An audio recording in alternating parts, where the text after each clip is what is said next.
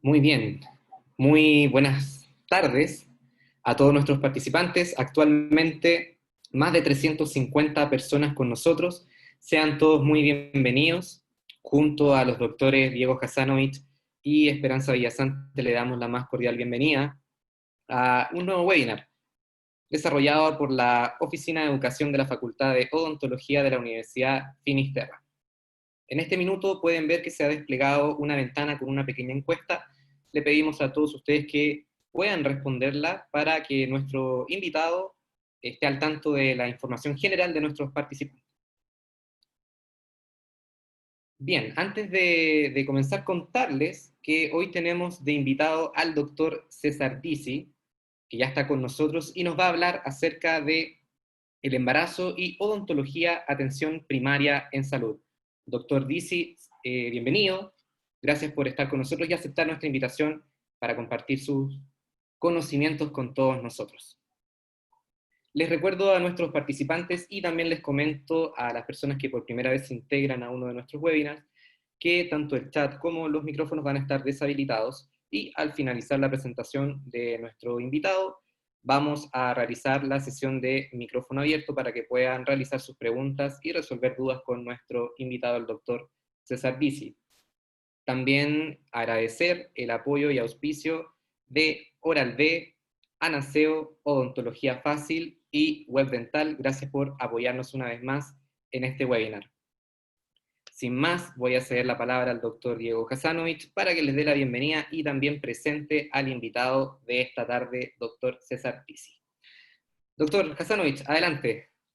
Gracias, Nicolás. Buenas tardes a todos. Qué bueno verlos. Esta vez tenemos sesión de tarde, de webinar por la tarde.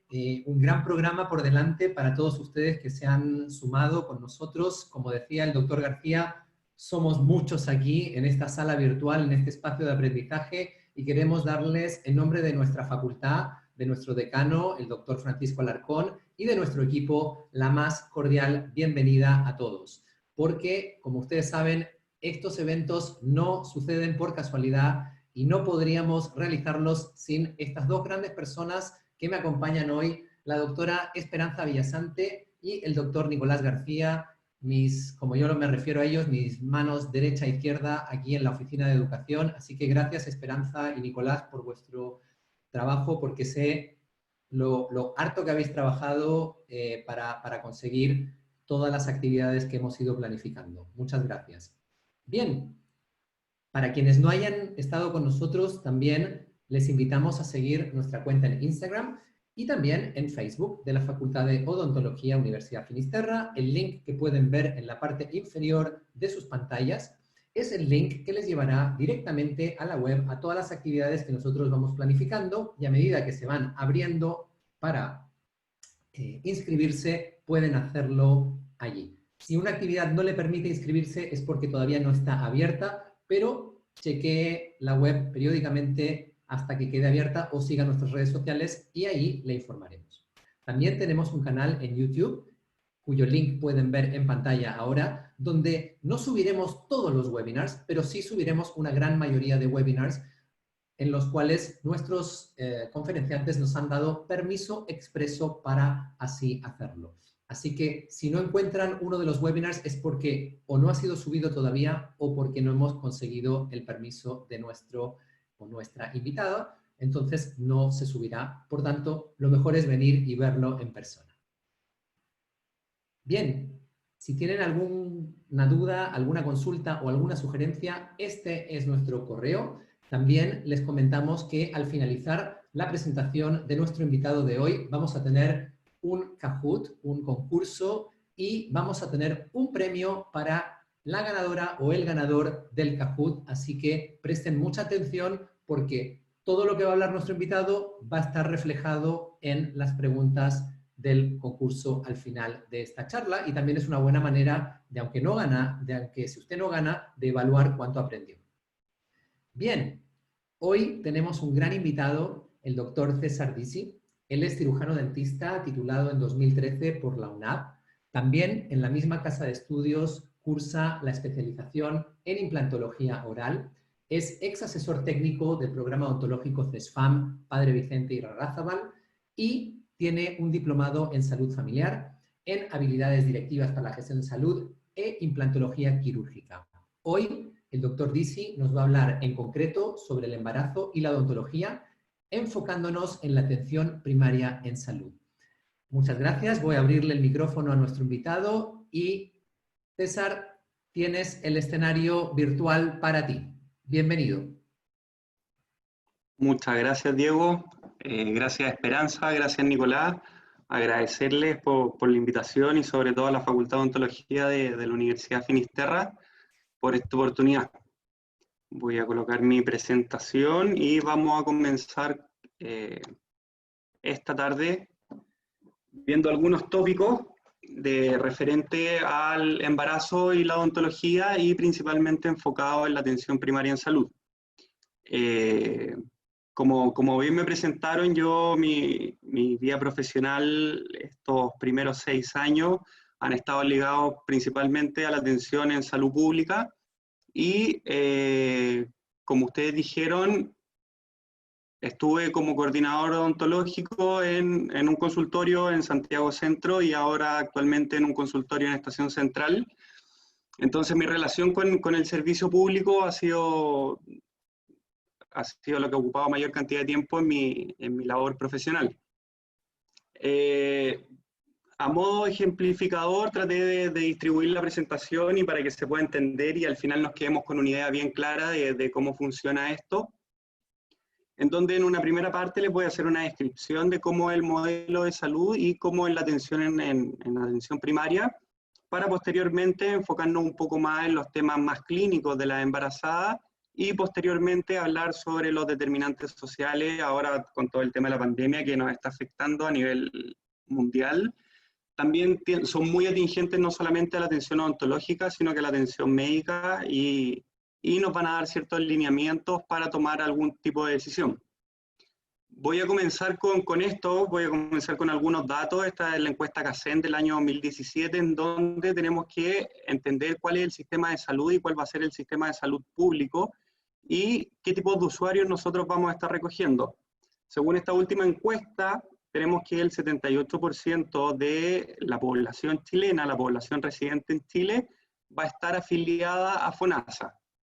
Quiere decir que todas estas personas que estén afiliadas a FONASA se van a atender dentro de la red de salud pública en Chile.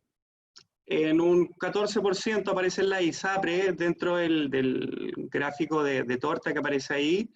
No se alcanzan a apreciar, pero debiese también estar cumpliendo en una menor proporción las instituciones de las Fuerzas Armadas, de Carabineros, de Gendarmería, que también prestan ciertas afiliaciones y prestaciones de salud a cierta población. Para entender un poco cómo se distribuye la atención primaria en las redes, tenemos que comprender que existen una multiplicidad de distintos establecimientos a lo largo de todo Chile, y estos distintos establecimientos van a entregar distintos tipos de atenciones. Tenemos desde atenciones de urgencias que se pueden dar a nivel central o a nivel de las ciudades, por ejemplo, o también centros de urgencias que los podemos encontrar a nivel rural, para así poder dar toda la cobertura de atención, no solamente de forma centralizada en una gran ciudad, sino que también en sectores donde hay un acceso que es mucho más complicado y mucho más lejano. Tenemos distintos centros de salud también, que algunos van a estar enfocados en salud mental, por ejemplo, o centros comunitarios de salud familiar. Hoy día específicamente voy a hablar de algunos aspectos de los CESFAM, antiguamente conocidos como consultorios. Estos CESFAM son los centros de salud familiar, y si podemos ver en la diapositiva, van a ser el tipo de centros los cuales abarcan la mayor cantidad de territorio dentro de Chile, dentro de la territorialidad del país. Dentro de esta cantidad y la distribución que van a tener, tenemos que entender también que los centros de salud familiar van a cumplir un rol dentro del nivel de complejidad que van a tener. Tenemos que, como concepción, los centros de salud familiar van a establecer la base, entre comillas, piramidal, de toda la atención de salud. Es el lugar por el cual ingresan los pacientes al sistema de salud. Entonces tenemos que los centros de salud familiar van a estar clasificados como un centro de atención primaria y también van a ser considerados como centros de baja resolutividad, y eso tiene que principalmente ver con, entre comillas, términos clínicos, que el equipo no especializado se va a encontrar en estos centros y el equipo especializado, principalmente a lo referente a lo médico, se va a encontrar en centros de atención secundaria o terciaria en centros hospitalarios. ¿Cómo podemos entender esto? Tenemos que, bueno, yo pertenezco al Servicio de Salud Metropolitano Central, territorialmente va a tener un territorio a cargo y esto va a estar distribuido según comunas. Aquí aparece en verde lo que corresponde al Servicio de Salud Metropolitano Central. Yo actualmente me desempeño en la comuna de Estación Central, antiguamente en Santiago. Les marqué en celeste también porque me informaron por ahí que van a estar todos los alumnos de sexto de la Universidad Finis, y van a ser lugares en donde ustedes van a desarrollar su internado extramural en algún momento, ya cuando pasemos la pandemia. Y tenemos que entender que los centros de salud, como se ven en el recuadro superior derecho, la idea fundamental de ellos va a ser darle una cobertura a nivel territorial a las personas que se encuentren alrededor de este centro. Por lo tanto, los centros de salud familiar están planificados y están pensados para poder darle cobertura a nivel territorial a las personas. Estos colores que se ven acá están medidos principalmente en tiempos de transporte que se van a demorar las personas hasta el centro de salud. Idealmente se trata de evitar estas zonas donde haya un acceso muy lejano. Por lo mismo se trata de distribuir de manera equidistante y cercana a todas las poblaciones.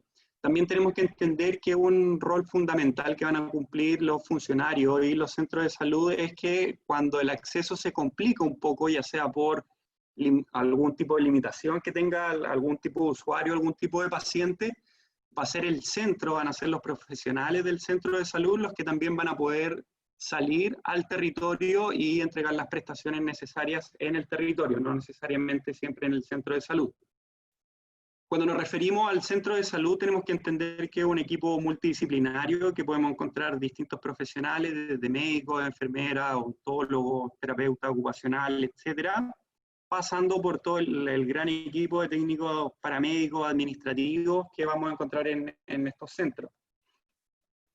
Y para comenzar a entender cómo ha ido modificándose a través de los años, esto no es de hace 2 ni 3, sino que vienen ya décadas implementándose este nuevo modelo de salud familiar, en donde el foco no solamente se va a centrar en la enfermedad, sino que comienza a abarcar distintos aspectos, desde el ámbito biológico, el ámbito psicológico, el ámbito social y sus determinantes sociales, y también desde el ámbito espiritual. Ya no solamente tenemos la concepción de una persona enferma y con todas las características que ella va a tener, sino que también tenemos que empezar a sumar distintos elementos para poder entender el proceso completo y poder dar soluciones y enfrentar de manera preventiva y promocional de otra forma, entendiendo el contexto en el cual van a estar nuestros pacientes.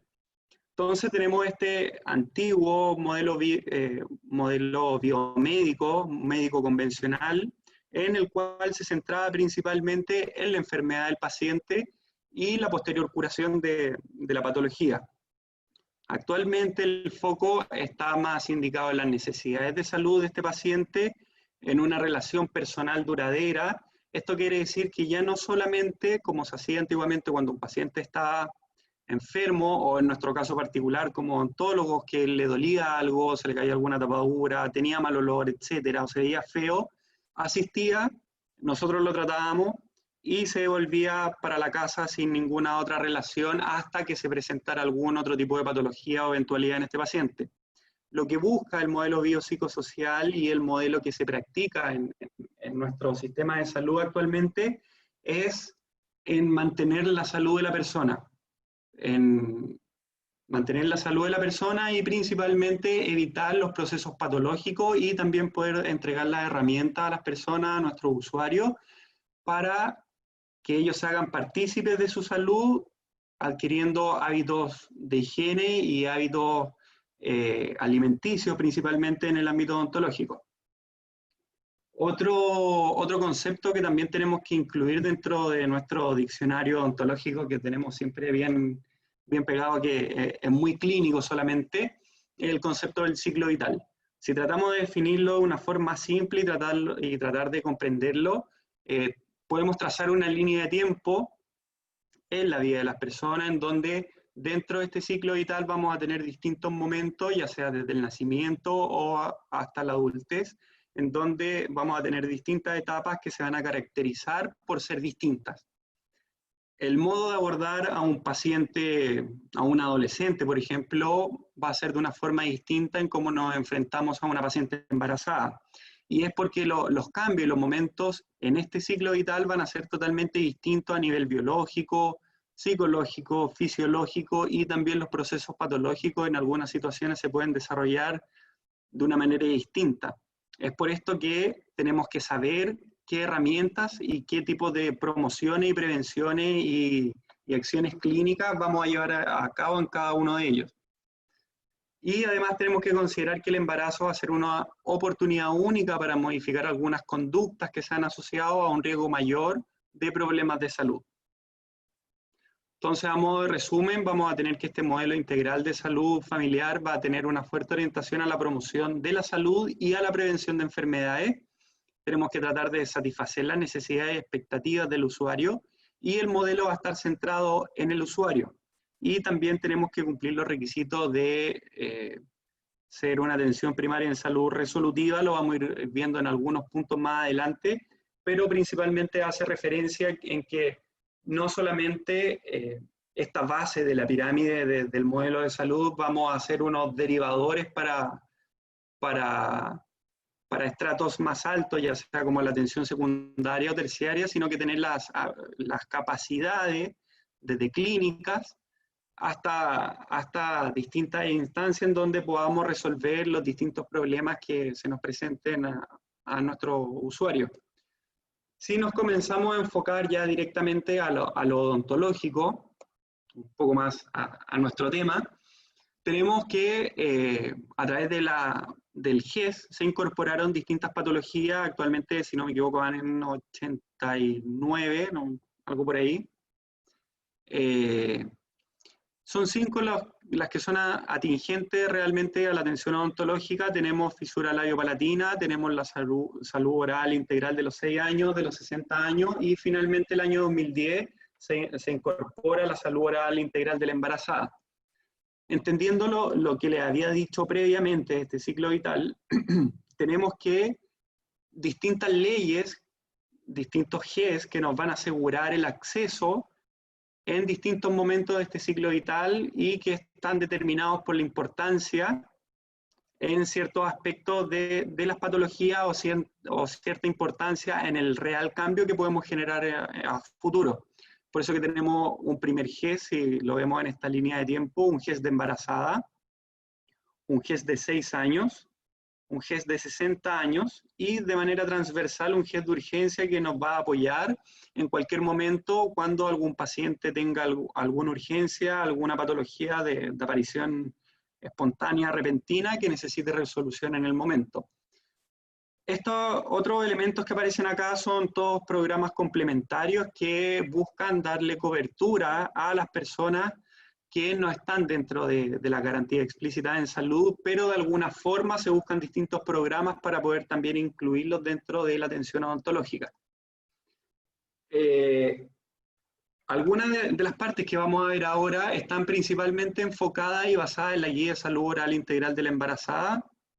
Tenemos que su publicación fue el año 2010, con distintas actualizaciones. Esta es la última, esta es del año 2013, y nos vamos a enfocar en una primera instancia, y esto es recordatorio, y es para que lo noten los alumnos de la Universidad Finis, después cuando tengan que hacer su internado, y también para todos los que estén escuchando de pregrado de otras universidades, cuando tengan que hacer su internado extramural en algún centro de salud familiar. Tenemos que entender que el proceso de ingreso de la embarazada principalmente se va a dar a través de la matrona. generalmente la usuaria, la paciente, se va a acercar a confirmar su embarazo, ya sea por sospecha o por otras causas, a través de la matrona. Una vez que la matrona confirma este embarazo, ella va a activar toda la red multidisciplinaria que tiene dentro del centro de salud familiar, haciendo las distintas derivaciones a médicos, a nutricionistas, a psicólogos, a distintos profesionales si es que son pertinentes, y una de las derivaciones que tienen que hacer sí o sí es la derivación al odontólogo. Vamos a tener una primera instancia, una primera cita donde va a llegar nuestra paciente y donde en términos legales tenemos que realizar una notificación GES que tiene ciertas características. Ya generalmente en casi todos los centros es cosa de hacer unos clics y se imprime la notificación GES oral de la embarazada, y también tienen el acceso a los elementos de higiene que se los vamos a estar entregando nosotros, que son cepillo, pasta, sea dental y colutorio, que puede ser de clorexidina o de flúor. Eso lo van a determinar ustedes dependiendo del riesgo de nuestra paciente, para finalmente poder coordinar y administrar las distintas citas que vamos a tener con nuestra usuaria, para posteriormente dar una alta odontológica, ya sea preventiva o integral, dependiendo las acciones clínicas que tengamos que hacer con ella. Es súper importante recalcar que tenemos la posibilidad dentro de los distintos servicios de salud, de las distintas redes a nivel nacional, de hacer derivaciones con especialistas, distintos tipos de especialistas en la red odontológica. Pero tenemos que recalcar y mencionar que dentro de la canasta de prestaciones que está asegurada por ley para las embarazadas, tenemos 3 especialidades en las cuales van a estar dentro de estas canastas de prestación, por lo tanto van a tener asegurado un acceso, entre comillas, más rápido, pero un acceso asegurado en los cuales se debe cumplir un tiempo de tratamiento determinado. Y estas especialidades son prótesis removible, periodoncia y endodoncia. Una vez que este es el flujograma de la atención secundaria del especialista, y el cual se puede dar de manera paralela o una vez que nosotros demos de alta a nuestro paciente. Por ejemplo, si tenemos pacientes que tienen alguna necesidad de tratamientos endodónticos, por ejemplo, nosotros podemos hacer la derivación, y mientras ellos reciben la atención de especialidad del endodoncista, nosotros podemos seguir avanzando de manera paralela con nuestro tratamiento odontológico en nuestro centro de salud. O también puede ser atención de una forma posterior a nuestro tratamiento, por ejemplo, en situaciones en donde nuestro paciente necesite prótesis removible, en donde obviamente tenemos que dar primero una alta odontológica a nuestro paciente para hacer posteriormente la derivación.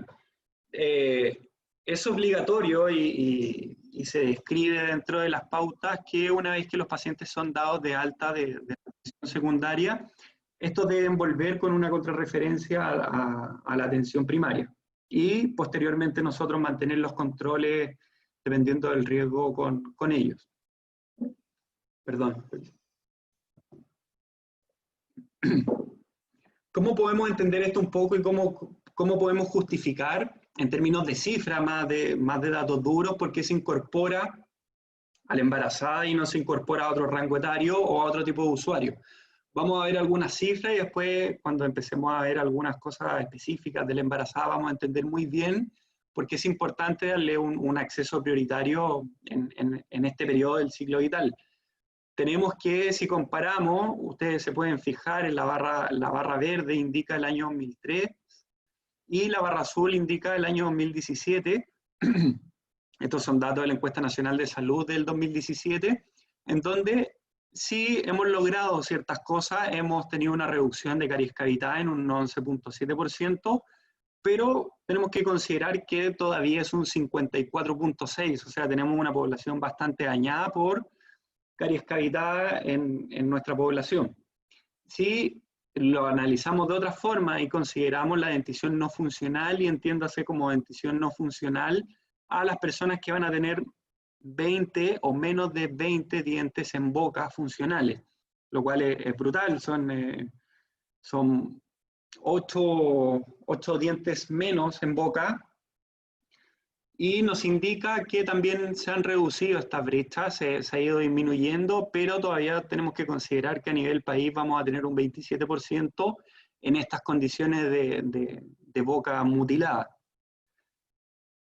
La evaluación de riesgo cariogénico en la embarazada va a tener el propósito, igual como con todos los otros pacientes, de prevenir la enfermedad a través de la identificación de los factores causales y minimizar los factores de riesgo. Por ejemplo, sabemos muy bien la carga bacteriana, los hábitos alimenticios y la acumulación de placa, y también debemos optimizar los factores protectores, como por ejemplo la exposición a fluoruro, la higiene oral y la utilización de sellantes dependiendo del riesgo de nuestros pacientes.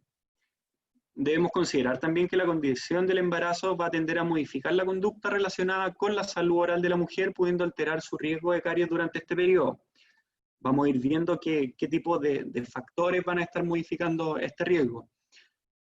Coloco este estudio, podemos comparar algunos puntos, es un estudio de Francia, pero en ciertas condiciones y en ciertos territorios actualmente en nuestro país podemos hacer ciertas similitudes.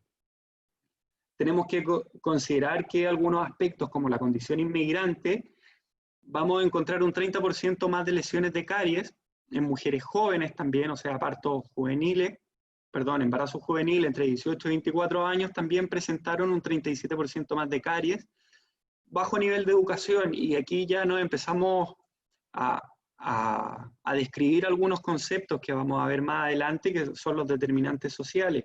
Tenemos que las mujeres con menos nivel de educación van a mostrar un 40% más de dientes afectados, un inadecuado control prenatal, esto quiere decir que la mujer no realiza sus controles de manera periódica en su etapa prenatal, y esto nos pasa mucho a nivel territorial, sobre todo en los sectores donde estos últimos años hemos tenido una inmigración de manera explosiva, por lo tanto tenemos pacientes inmigrantes con distintas características y pacientes inmigrantes también que llegan en un momento en el cual su embarazo ya se encuentra bastante avanzado. Entonces esto también nos muestra que en este estudio mostraban que tenían un 46% más de dientes con caries. Así también la placa abundante, en donde su probabilidad de caries también aumentaba. Respecto a esto, a la carga bacteriana y el riesgo de caries lactante, hay muchísima literatura, hay mucha literatura que la avala, pero tenemos que quedarnos, y como es la tendencia actualmente, lo que nos dice la literatura, es establecer conductas favorables en las madres, va a tener un efecto positivo en la salud bucal de su hijo, y se aprecia que una correlación positiva entre las condiciones de salud de hábitos favorables de los progenitores y los resultados de salud medidos en caries y salud gingival de sus hijos. O sea, es muy importante el establecimiento de manera temprana de hábitos saludables de higiene, como también de hábitos saludables alimenticios. Y también está muy descrito, pero bien sabemos que el hecho de solamente tener una carga bacteriana no por sí sola va a generar caries, sino que es multifactorial. Tenemos que el retraso de la colonización de Streptococcus mutans, principalmente en los niños, puede aumentar el tiempo libre de caries en la dentición temporal y disminuir la severidad de la enfermedad, pero como les mencionaba, bien entendemos que no solamente con disminuir esta carga bacteriana vamos a estar evitando la progresión de la enfermedad de caries, sino que es más bien un aspecto multifactorial. Los factores de riesgo de enfermedad periodontal para las embarazadas van a ser los mismos que para cualquier otro paciente. O sea, una carga bacteriana generalmente relacionada con grupos específicos, patógenos periodontales, diabetes, tabacos. Sin embargo, debemos considerar algunas condiciones propias del embarazo que podrían convertir a las mujeres embarazadas en personas más susceptibles a desarrollar enfermedades periodontales, y tenemos que considerar que las personas, nuestras pacientes que van a estar embarazadas, van a tener algunas alteraciones fisiológicas propias de este periodo que incluyen una inmunosupresión temporal y también un aumento de niveles hormonales, tanto de estrógeno y como de progesterona. ¿Esto cómo lo vamos a evidenciar clínicamente?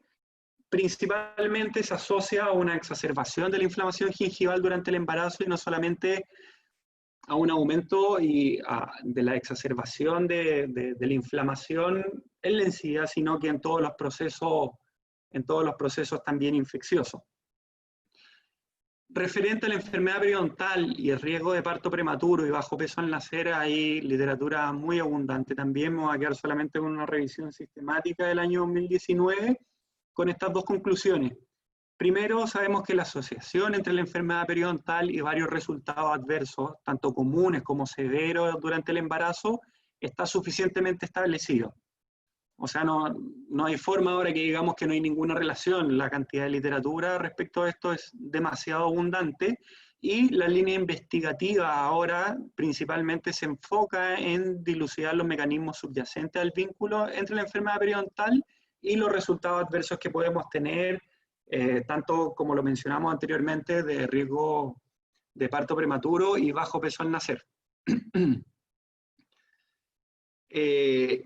En términos de prevención primaria de caries, vamos a hacer un breve repaso. Tenemos el uso intensivo de clorexina junto con las asociaciones clínicas dirigidas a restaurar los dientes afectados por caries y extraer aquellos que tengan extensas lesiones o mal pronóstico.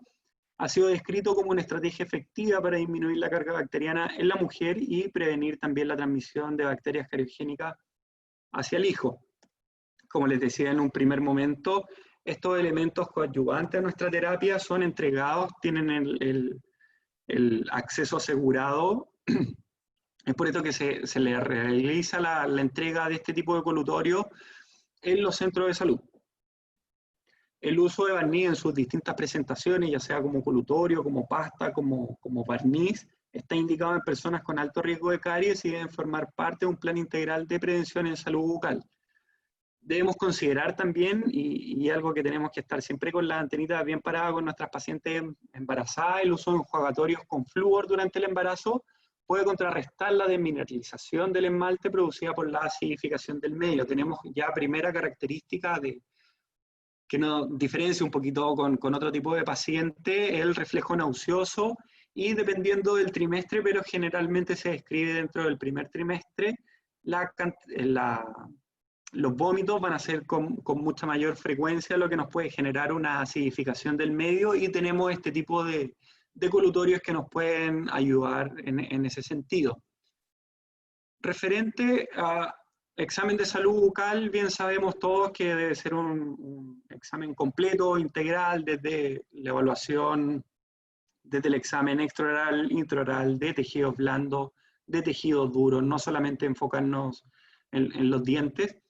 Determinar las características de higiene que tiene nuestro paciente, los hábitos de higiene, con qué se cepilla, aunque ustedes no lo crean, es muy importante, y dependiendo la inmigración desde donde venga, nos podemos sorprender mucho hábitos distintos de higiene, ya sean en los adultos, tanto como en los niños. Es por eso que nos tenemos que, dentro de nuestro examen, recopilar toda esta información, también complementarlo con dieta, con tabaco, la probabilidad de riesgo de formación de caries, de enfermedad periodontal, si es que necesitamos o no algún tipo de examen complementario como radiografía, qué tipo de medicamentos toma, si es que tiene algún tipo de alergia o no, y patologías de base. ¿Cuál es un punto importante que yo se los destaco? Que dentro de todo nuestro examen tenemos que considerar, como les decía en un comienzo, es un equipo multidisciplinario en donde vamos a tener, no sé, me pasa en mi consultorio que tengo la nutricionista a 5 metros de distancia, o sea, es un par de pasos. Entonces, pacientes que muchas veces se nos van a presentar como alto riesgo, ya sea por condiciones metabólicas que tenga o ciertas características, lo podemos conversar directamente con la nutricionista y hacer algún tipo de plan, o acercarnos directamente con el equipo médico, con la matrona, con el psicólogo, etc. Dentro del diagnóstico de caries, bien sabemos que debemos hacer nuestro diagnóstico sobre superficies limpias, secas, y sobre esto también se hace la recomendación de, dependiendo la cantidad de placa o de depósitos duros también, vamos a poder realizar algún tipo de profilaxis o de estartraje previo a nuestro diagnóstico definitivo que vamos a dejar registrado en nuestra ficha clínica. El uso de radiografías orales tenemos que considerar que no está contraindicado durante el embarazo y debe ser considerado cada vez que sea necesario para lograr un adecuado diagnóstico y plan de tratamiento. Los beneficios que vamos a encontrar para la salud van a sobrepasar los riesgos de la exposición a la radiación si el examen radiográfico está clínicamente indicado y bien justificado.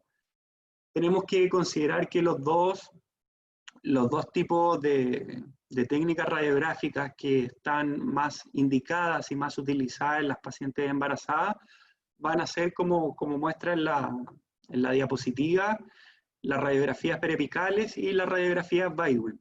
Van a ser la primera línea de elección para diagnosticar a nuestros pacientes y para utilizarlas como exámenes complementarios. Tenemos que considerar que periapicales totales, por ejemplo, radiografías panorámicas o con BINCT, debiésemos dejarlos más en una segunda línea como examen complementario, a menos que el beneficio sea mayor que el riesgo en cierta ocasión, y con esto me refiero que los podríamos justificar desde un punto de vista, por ejemplo, un trauma, o en infecciones donde sea necesario el uso de otras tecnologías como un combi, por ejemplo, en donde el beneficio va a ser mucho mayor que el riesgo, en donde necesitamos un examen complementario para poder dirigir de mejor manera nuestro plan de tratamiento.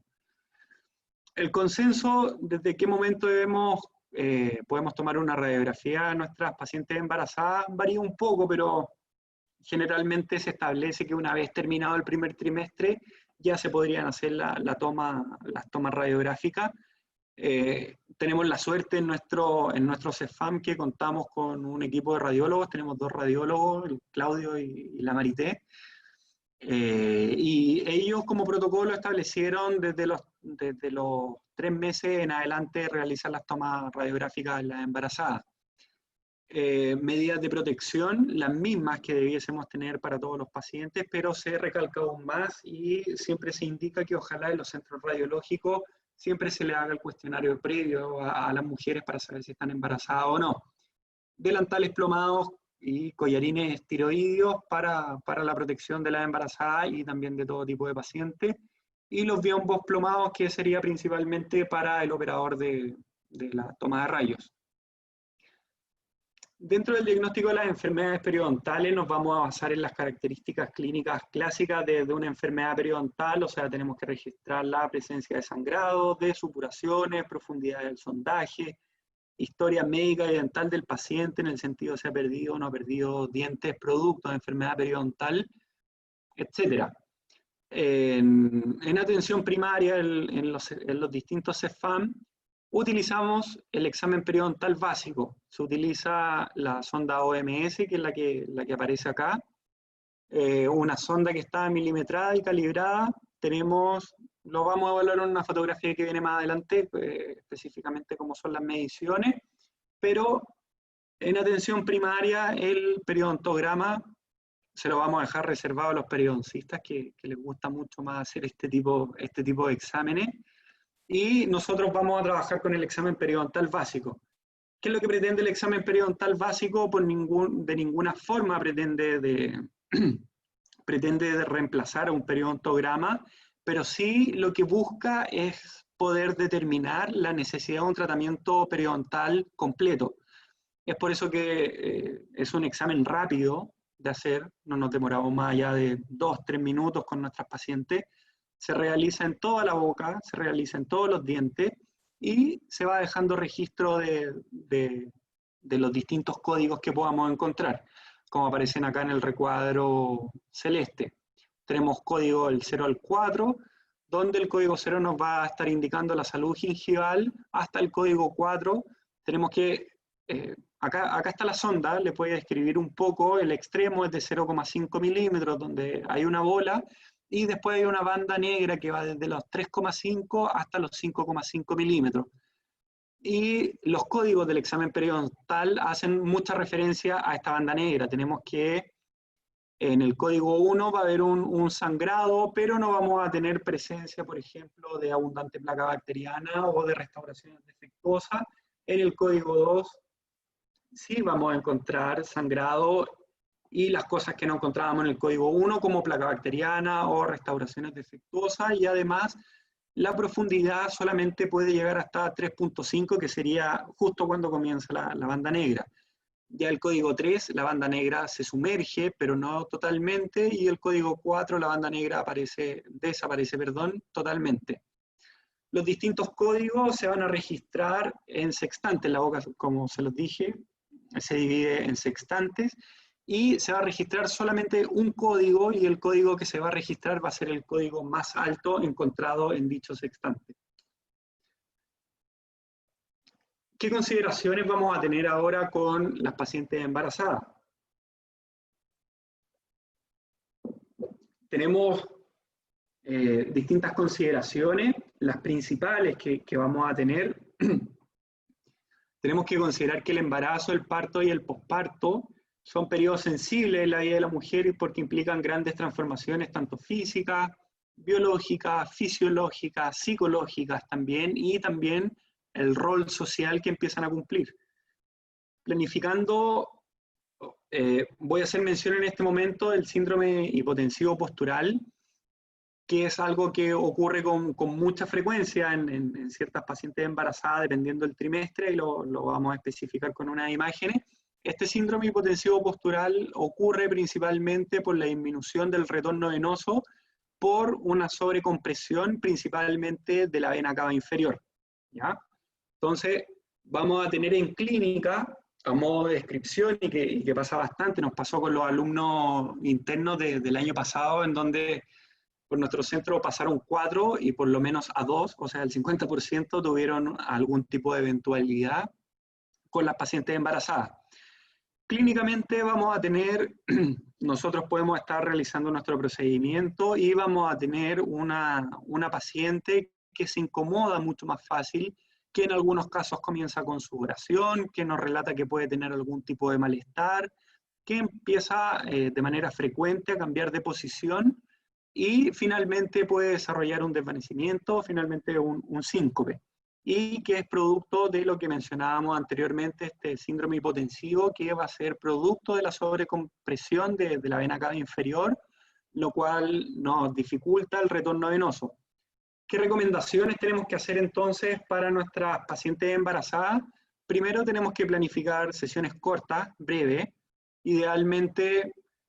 No se describe si debe ser una atención matutina o más bien en la tarde, pero eso lo tenemos que tener en consideración, sobre todo con el reflejo nauseoso de nuestras pacientes, que muchas de ellas nos comentan que esto se desarrolla principalmente en la mañana. Ahora, referente a lo que estábamos conversando, el síndrome hipotensivo, esta baja de presión, esta baja de flujo sanguíneo, tenemos que, idealmente, el sillón posicionarlo en una situación semi-inclinada y recomendarle a nuestra paciente desde un primer comienzo. La idea es que la experiencia ansiosa que genera ir al dentista no la afectemos más aún. Nosotros sabemos que puede pasar esto, por ende tenemos que recomendarle a nuestras pacientes desde un primer momento que se recuesten como aparece en la imagen, en donde la indicación hace referencia a que se recuesten sobre un costado de su cadera. Se describe que el costado izquierdo da un poco lo mismo, puede ser hacia el lado derecho o hacia el lado izquierdo, pero va orientado a la descompresión. El feto se desplaza hacia un costado, entonces esta sobrecompresión no va a ser de forma directa. Referente a eso, tenemos que hacer mención que, como es un proceso asociado al peso del feto, generalmente se va a presentar durante el tercer trimestre, o incluso dentro del segundo trimestre, pero va a depender un poco de las características de cada uno de los embarazos. ¿Cuál va a ser el periodo más adecuado para la atención odontológica? Referente a esto no hay mucho consenso y hay literatura muy diversa al respecto, pero la indicación, si nos guiamos solamente por la clínica y por la recomendación desde distintas revisiones sistemáticas, nos tenemos que quedar principalmente con lo que aparece en el cuadro amarillo, en donde la atención odontológica puede entregarse durante todo el embarazo y debemos considerar que la postergación de un tratamiento necesario puede implicar un riesgo mayor para la salud de la madre y de su hijo. Es por esto que, en términos prácticos, yo les comentaba que primero se hace el ingreso de la embarazada a través de la matrona, y esto es generalmente el primer mes, segundo mes. Entonces, ¿qué hacemos? ¿La atendemos o no la atendemos? Por supuesto que hay que entregarle la atención a esta paciente, y en el sentido de que, no sé, pueda venir con una alerta que es un embarazo de alto riesgo, por ejemplo, sí también es bueno que entreguemos la atención odontológica en el sentido que conversábamos en una primera instancia, que es extremadamente importante entregarle las herramientas de hábitos de higiene, de salud oral, y no sería solamente un tiempo perdido, sino que un tiempo valioso, tremendamente bien ganado en procesos promocionales y procesos preventivos de la embarazada. Voy a hacer mención a esto, a la preeclampsia y la diabetes gestacional, principalmente es un tema en extenso, pero tenemos que saber y nos puede aparecer en la ficha clínica de nuestras pacientes o también la paciente embarazada nos lo puede comentar, en donde podemos tener la preeclampsia, esta hipertensión asociada con el embarazo y la diabetes gestacional. Son, dependiendo la clasificación que tenga, pueden ser más riesgosas o menos riesgosas, pero principalmente estas dos condiciones, estas dos situaciones se van a dar generalmente a partir de la semana 20 en adelante. Y también pueden tener complicaciones posteriores al parto y que incluso pueden comprometer la vida en un primer momento de la embarazada y de su hijo. Son dos patologías importantes a considerar, pero también, como mencionábamos en un primer momento, quedarnos con lo que nos aparece en el cuadro amarillo y también tener la certeza de que el acceso a la mujer embarazada, a nuestros pacientes embarazadas, se realiza generalmente desde el primer trimestre, segundo trimestre. También tenemos que considerar que hay algunas situaciones en nuestra área que pueden ser de términos electivas. Quiere decir, por ejemplo, llega mucho tipo de pacientes embarazadas que van a querer realizar extracciones de tercer molar, pero si no está con una urgencia asociada, perfectamente son tipos de procedimientos que uno puede dejar de manera electiva en el tiempo. Otras consideraciones con las pacientes embarazadas, tenemos que el uso de anestésicos locales durante los procedimientos odontológicos no se ha asociado a aumento de riesgo de eventos médicos adversos o resultados adversos durante el embarazo. Y también considerar que la epinefrina es el principal vasoconstrictor que nosotros estamos utilizando y que tampoco ha tenido ningún tipo de descripción de contraindicación. Las precauciones que están asociadas a esto son principalmente las mismas que con un paciente no embarazado, en el hecho de evitar las punciones intravasculares con anestésicos con vasoconstrictor. Es por eso que desde la guía clínica G se hace la recomendación de estas punciones aspirativas para evitar la infiltración en un vaso sanguíneo, como con esta carpool que viene con el espolón que se introduce en el émbolo para poder prevenir ese tipo de punciones. Aquí sí hay que tener un pero porque los odontólogos somos muy buenos y secos para entregar y prescribir AINES, muy buenos para prescribir ibuprofeno, ketorolaco, ketoprofeno, etc. Los efectos adversos durante el embarazo se relacionan principalmente con la prolongación del parto y la hipertensión pulmonar fetal. Debido a esto se recomienda evitar el uso de AINES durante el embarazo, incluida la aspirina también. Es por eso que se describe como medicamento de primera elección en el manejo de dolor asociado a nuestra área, va a ser el paracetamol, ¿ya? Como bien se los mencioné, se tratan de evitar, ya que la literatura no es tan abundante como la encontramos en el paracetamol y por las complicaciones que les acabo de mencionar. Tenemos que hacer hincapié y mencionar un punto también que es importante, de que es evitar, no es una contraindicación absoluta, pero esto va a estar determinado principalmente por los tipos de procesos patológicos que podamos necesitar manejo de dolor, y también considerando que dentro de nuestra área, de nuestro campo como odontólogo, generalmente las prescripciones de estos medicamentos no se extienden más allá de 3 días. Referente a los antibióticos, al igual que en los AINES, también vamos a tener antibióticos de elección de primera línea. Y tenemos que considerar que las consecuencias de no tratar una infección activa durante el embarazo implican un mayor riesgo para la salud de la madre y el hijo que el uso de los principales antibióticos indicados para las infecciones ontogénicas. Junto con las penicilinas, las cefalosporinas van a constituir la primera línea de antibióticos durante el embarazo, y cuando existan antecedentes de alergia a las penicilinas, los macrólidos van a ser una alternativa durante el embarazo. Y en ese sentido, la primera línea para los pacientes que estén embarazadas y sean alérgicos a las penicilinas va a ser la eritromicina. Esta imagen clásica de las tetraciclinas, por supuesto que no está indicada en las embarazadas.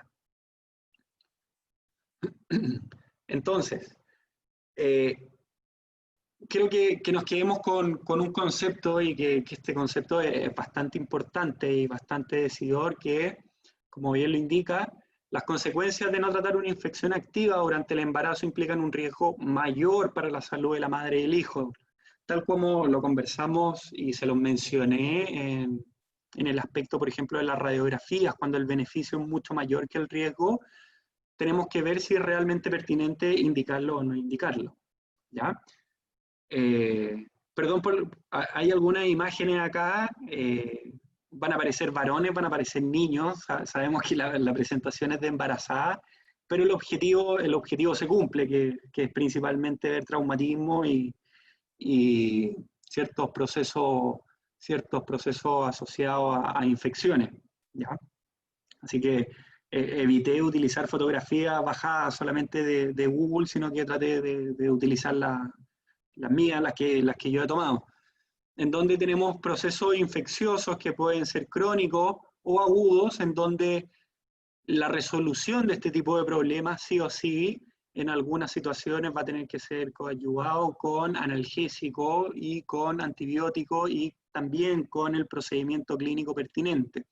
En procesos infecciosos, en donde hay ocupación de espacio anatómico, no nos podemos solamente quedar con la idea de que a una embarazada no se le puede entregar un antibiótico, porque eso no es cierto, y el peligro que involucra mantener un proceso infeccioso agudo, en donde sabemos cómo podría evolucionar de mala forma, se nos hace pertinente la indicación. En procesos crónicos, por ejemplo, en donde lo podemos pesquisar a nivel oral, o muchas veces las pacientes nos pueden indicar esta típica como espinillita, puntito que nos apareció, donde a veces tenemos que sopesar si es realmente necesario tener que indicar un antibiótico o no, o entregar un analgésico o no, y si es que solamente los procedimientos que hagamos en boca, en clínica, va a ser suficiente.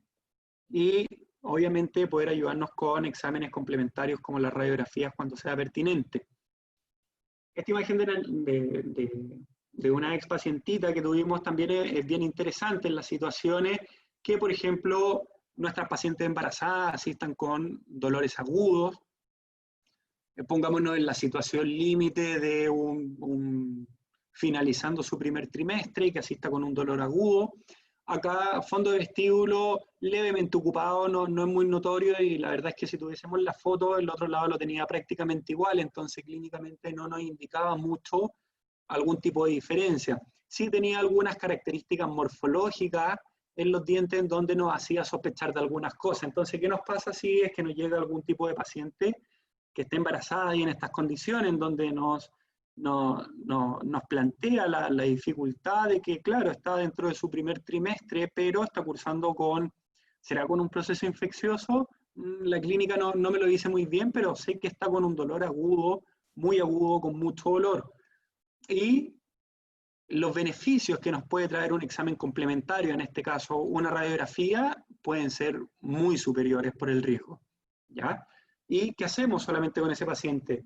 Le entregamos solamente medicamentos, a veces, y bien sabemos que la clínica y sobre todo los procesos infecciosos nos va a demandar poder hacer vaciamientos, ya sea a través de las mismas piezas dentarias, o vaciamientos ya sean vestibulares o por donde esté el aumento de volumen.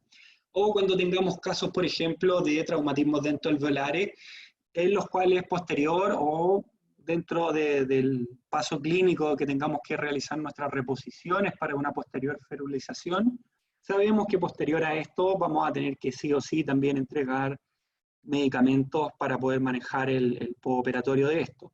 O también considerar en qué momento se está pasando cierto límite desde el punto de vista que el paciente se nos escapó un poco de las manos del tratamiento, o que se nos presenta simplemente así, que acude a la clínica cuando ya está en este grado.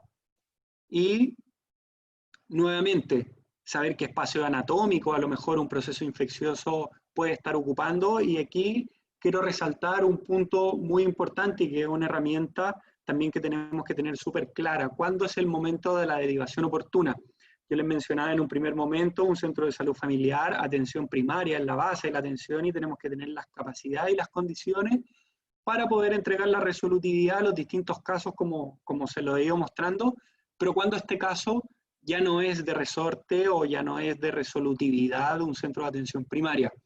Pacientes que estén con compromiso del estado general, pacientes que estén con algún grado de disfagia, con fiebre, ojo también con los movimientos cervicales limitados, también son un indicador importante, ya que nos van a estar hablando de espacios anatómicos que en algún momento pueden comprometer ya sea la vía respiratoria o diseminar mucho más nuestras infecciones. Entonces, un elemento súper importante es saber cuándo tenemos que derivar a nuestros pacientes. Bueno, van a ver hartas fotos, la primera y esta, y después la última que viene son fotos de montaña. Yo me dedico en mis tiempos libres a hacer montañismo y escalada. Entonces, es por eso las fotos también son fotos mías. Yo creo que muchos de nosotros nos ha generado harta angustia, ansiedad, esta pandemia que estamos viviendo, así que el hecho de poder ver la cordillera ahora toda nevada, yo creo que es un ejercicio que tenemos que hacer los que no tienen tanto la costumbre de mirar a la cordillera ahora, sobre todo en estos días y en este ratito que se despejó.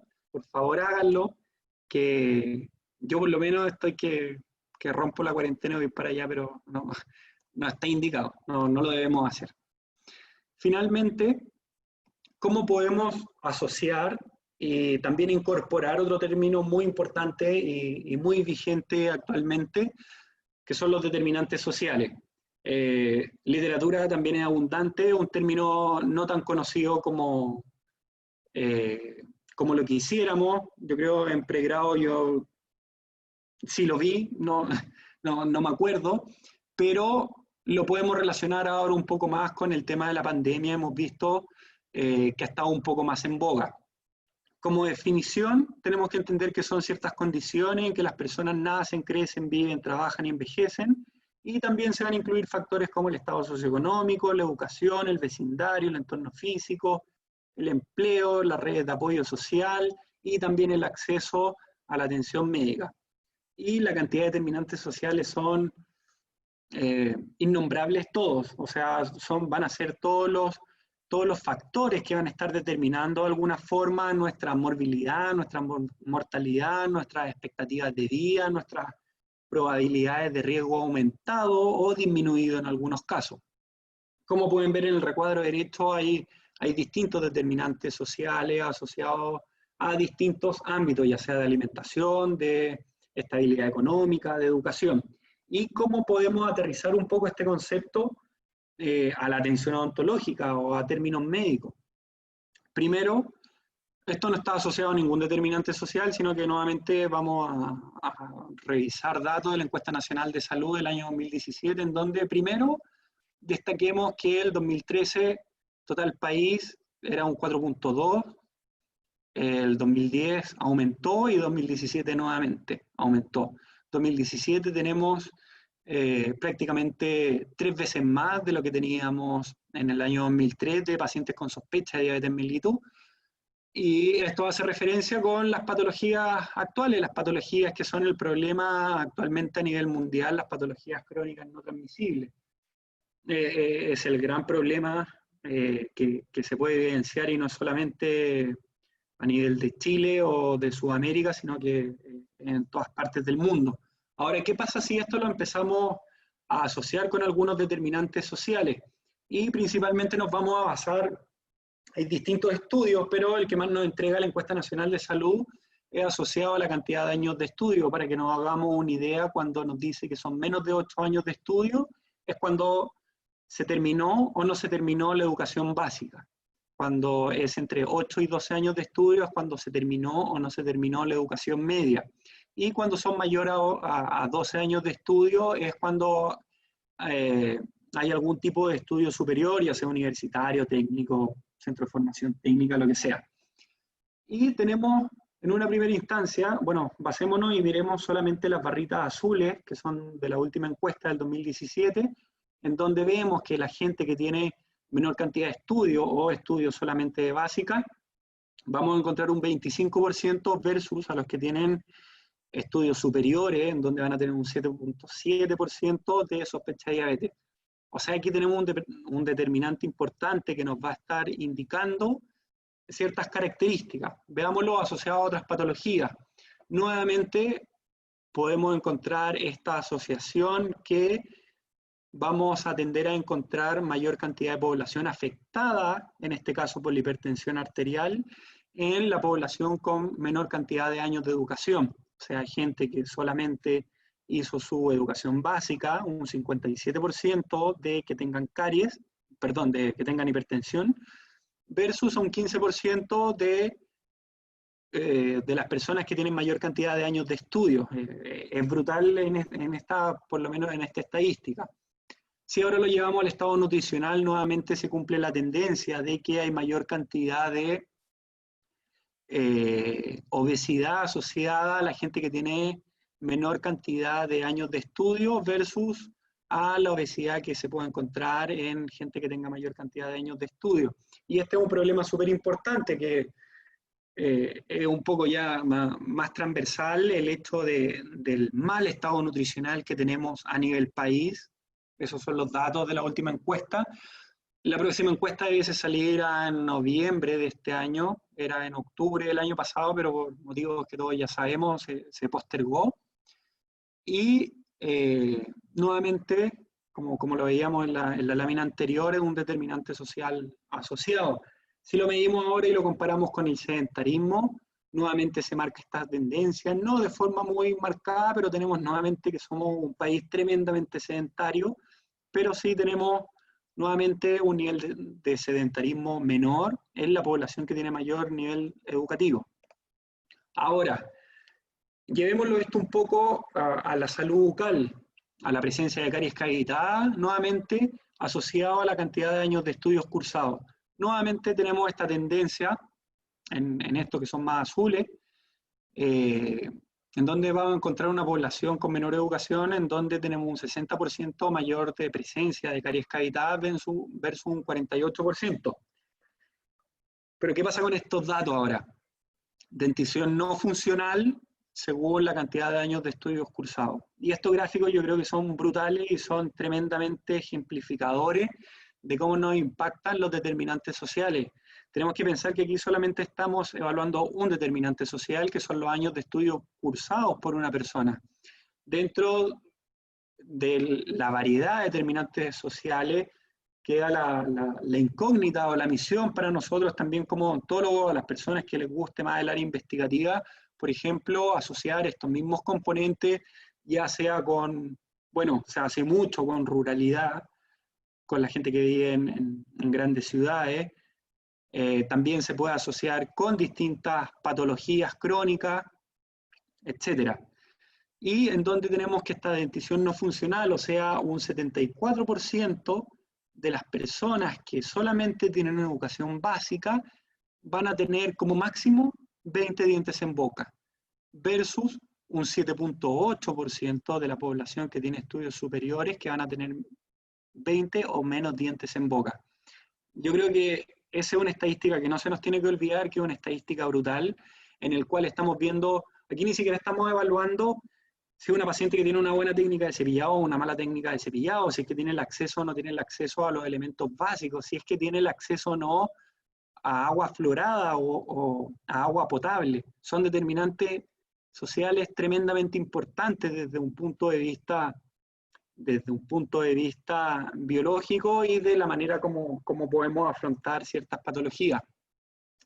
O también en este gráfico en donde podemos ver el uso de prótesis total, o sea, pacientes dentados totales, tenemos que podemos encontrar más de la mitad de la población en personas que solamente cursaron estudio a nivel básico, versus un 8.1% con estudios superiores. Son estadísticas brutales, son bien importantes y a considerar. Nosotros somos bastante clínicos y manejamos bastante bien el aspecto del sillón de nuestros pacientes. Sabemos cómo progresan estas enfermedades, pero esto también se relaciona con nuevos términos, con nuevas clasificaciones. La medicina P4 también apunta hacia lo mismo, en donde tenemos que considerar que la multifactorialidad va a ser un gran componente de nuestras patologías, en nuestro caso en patologías orales, por ejemplo. Y esto cómo lo podemos aterrizar un poco y cómo lo podemos comprender.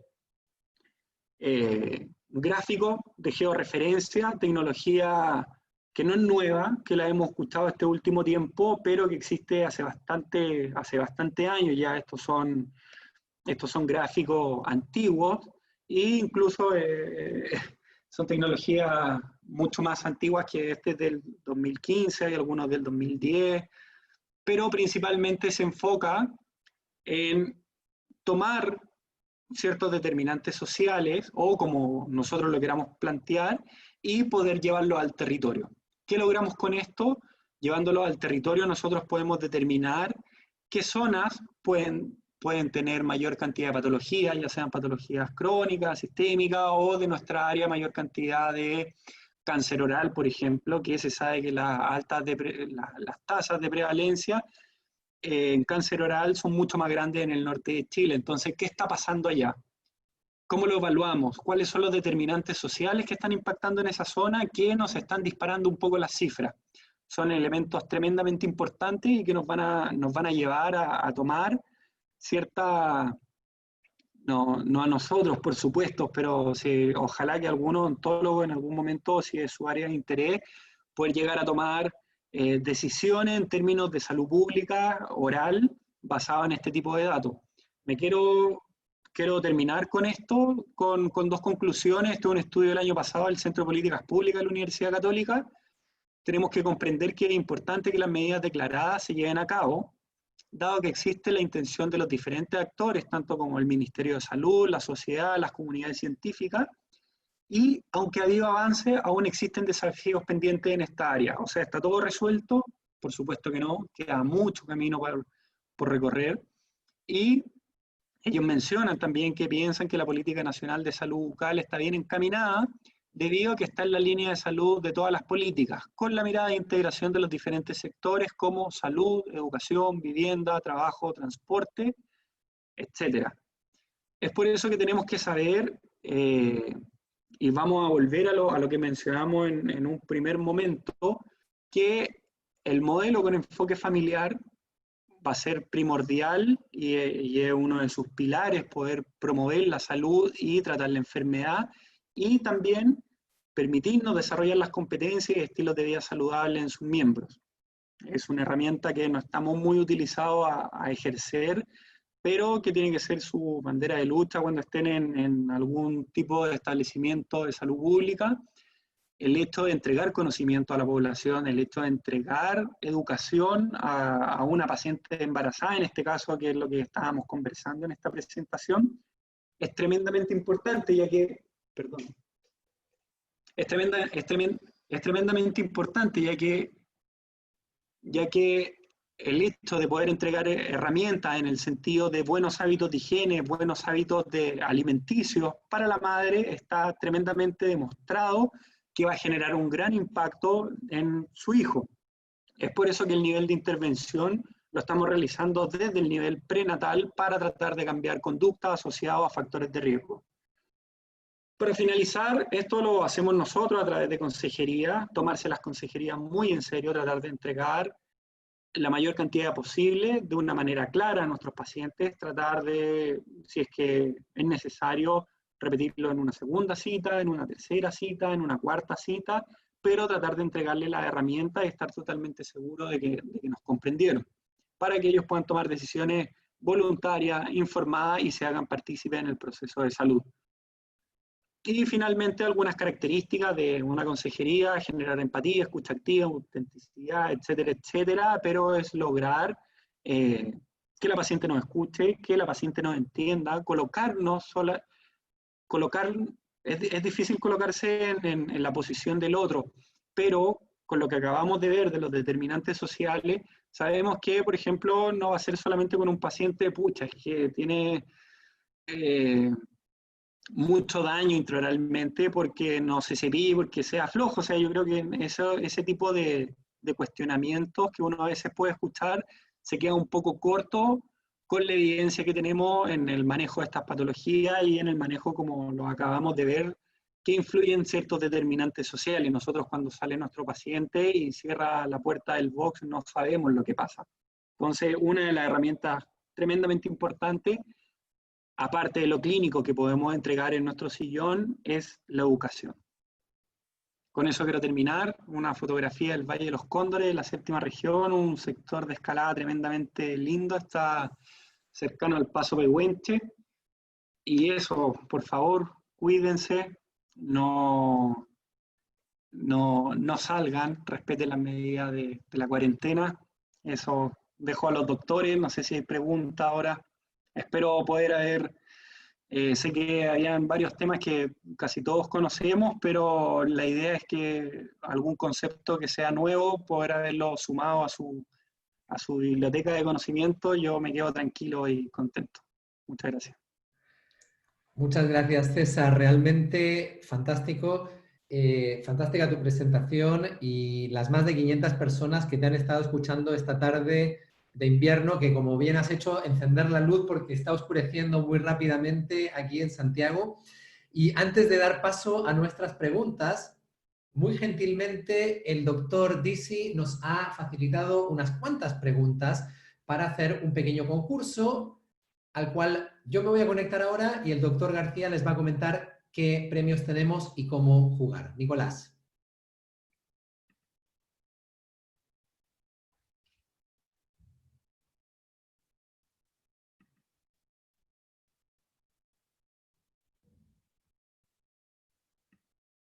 No te escuchamos, Nicolás. Tienes que activar tu micrófono.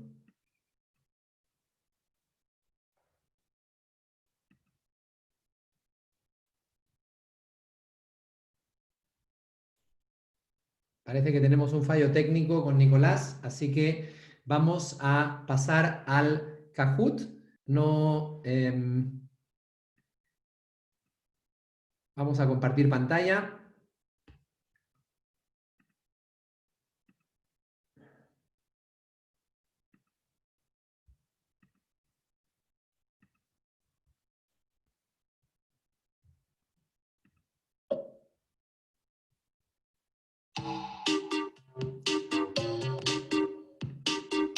Bien, si usted ya ha jugado, ya sabe lo que tiene que hacer. Si no, tiene que ingresar a www.kahoot.it.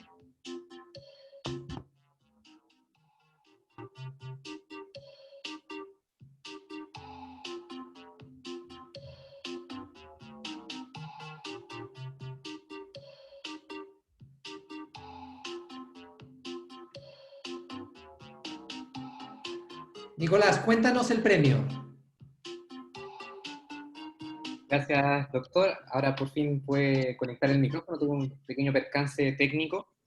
Bien, les comento que el primer lugar de este concurso Kahoot va a recibir un kit de higiene que incluye una pasta detox Deep Clean, un cepillo manual y también un estuche cortesía de Oral-B.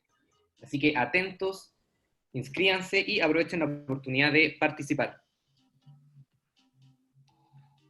Pensé que era el 1 de abril, o aquí en Chile es el 28 de diciembre, que me estaban haciendo el Día de los Inocentes, la broma. Un pequeño cambio en la configuración, no podía conectar el micrófono. No, yo creo que es porque mi sistema se cayó en medio de la presentación, entonces al volver a conectarme a lo mejor se te desconfiguró. Bien, tenemos casi 250 participantes en el concurso de Kahoot y durante este concurso el doctor Dizzy va a estar entregándonos feedback directamente. Vamos a habilitarle el micrófono al doctor para que pueda ir comentando también durante las preguntas para poder aclarar cualquier área que no haya quedado clara de la presentación. César, ¿nos oyes? Perfecto. Súper. Bien. También quisiera recordar a todos los estudiantes de sexto de la Universidad Finisterra que por favor vayan en la barra de abajo a la encuesta y rellenen la casilla que ustedes son efectivamente estudiantes de sexto porque a efectos de dirección necesitan esa información. Así que si eres estudiante de sexto de la Universidad Finisterra y estás en este webinar, no te olvides de hacer check porque es tu registro y prueba de que has estado aquí.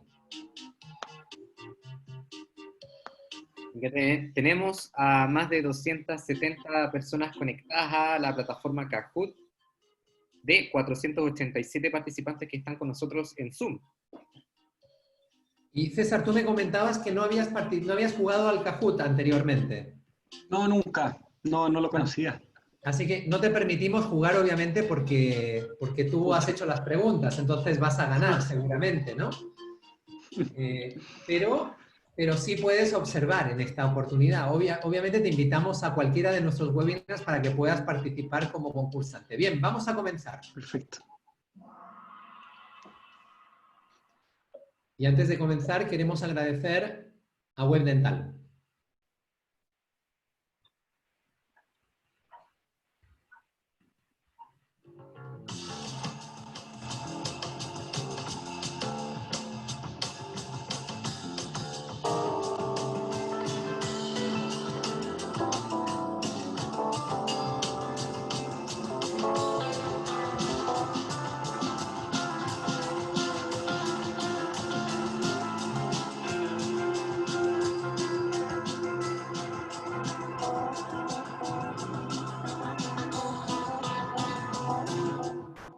Gracias, WebDental. A todo el equipo, un afectuoso saludo. Cuéntenos desde dónde nos está viendo hoy, desde qué ciudad.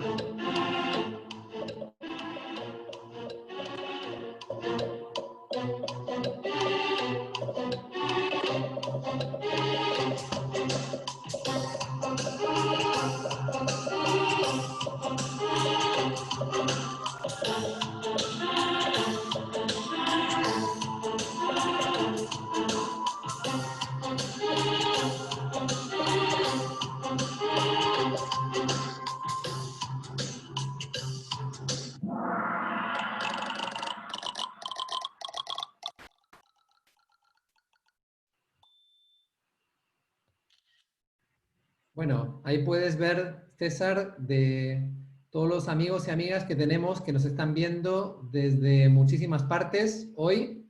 Así que saludos a todos desde Santiago.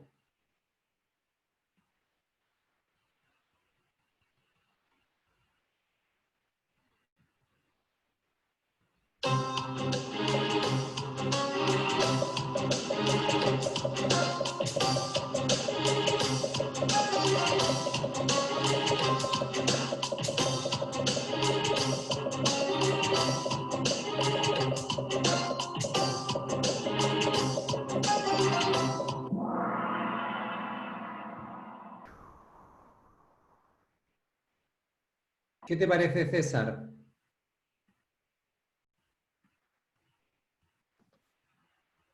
Bien, me parece excelente, se entendió el concepto. Hay hartas opciones que votaron por ruralidad.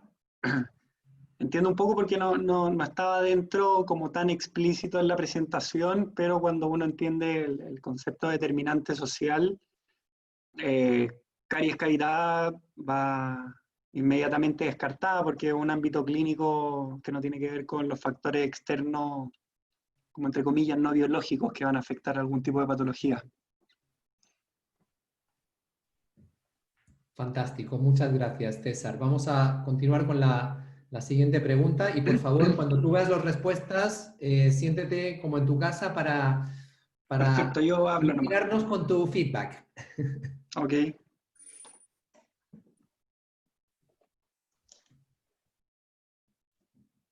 ¿Hay ganadores por cada pregunta?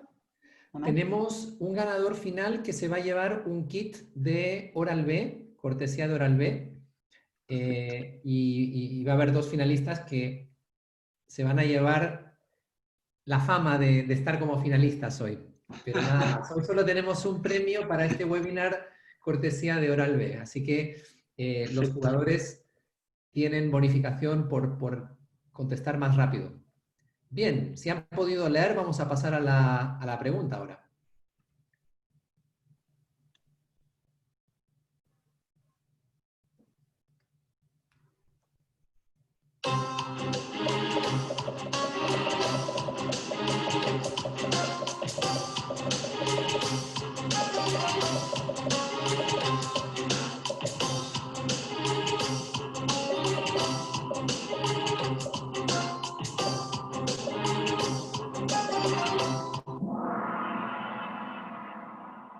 Perfecto. Ahí Muy quedó bien. claro que primera línea, amoxicilina.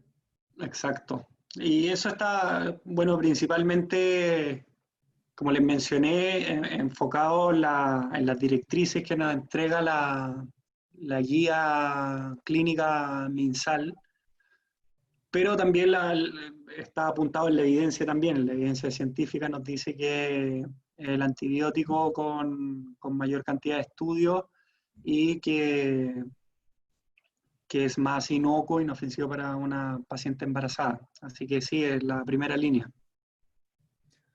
Fantástico. Bien, y ahí tenemos los 5 primeros puestos. Va ganando la feña. ¿La conoces a la feña? No, no, van puras mujeres ganando. Siempre los hombres hemos sido más porfiados. Aquí, Ricardo va remontando, así que ánimo Ricardo, vamos allá.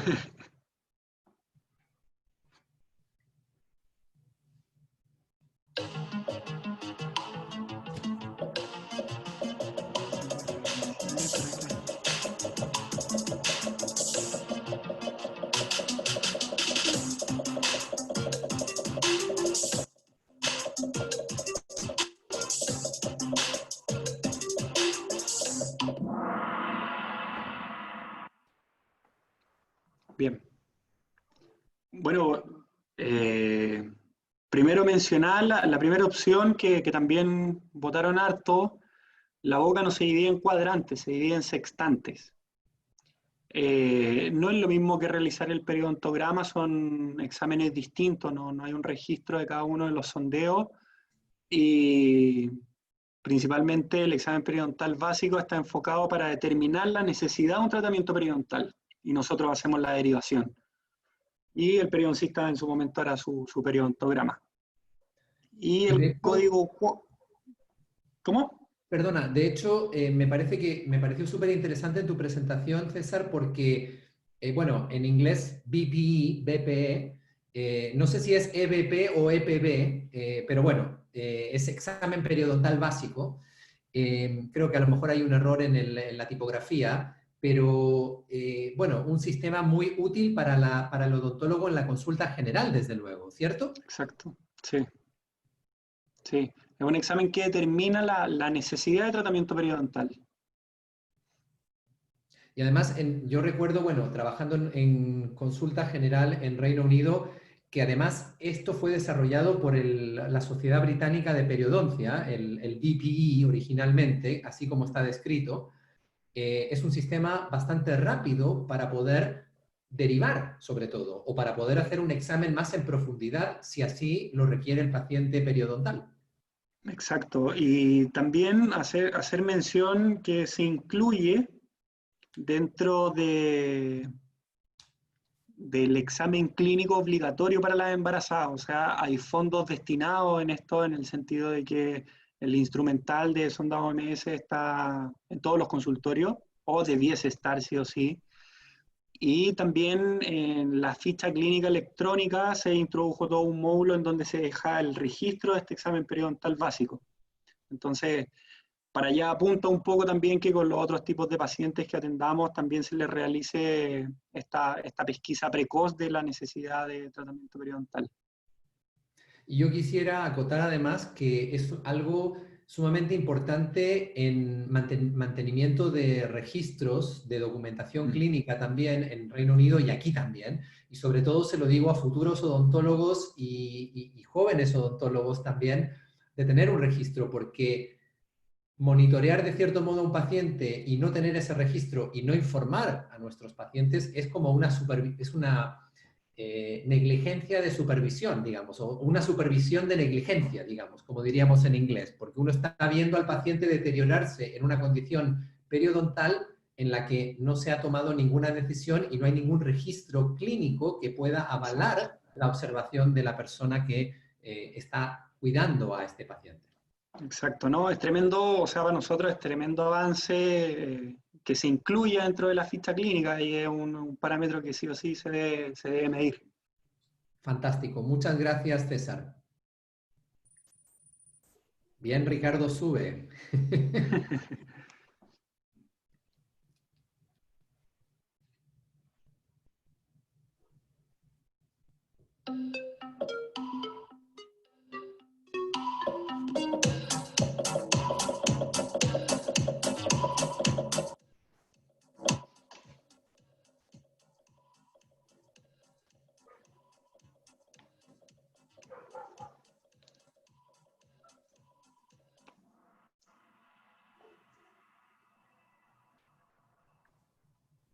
Bien. No sé si estaba muy fácil las preguntas o se entendió bien. Me quedo con la segunda opción, de que se entendió. Yo creo que sí, porque lo explicaste muy bien, así que eso está Qué bien bueno. y quien no haya acertado o se haya equivocado al pulsar, por lo menos puede ver también la respuesta correcta. Sí, no, está bien. Pero bueno, recalcar nuevamente del modelo está principalmente enfocado, claro, como aparece ahí, en los cuidados integrales continuos y ir desarrollándolo a través de este ciclo de vida de este ciclo vital que mostrábamos en un comienzo. Fantástico. Continuemos.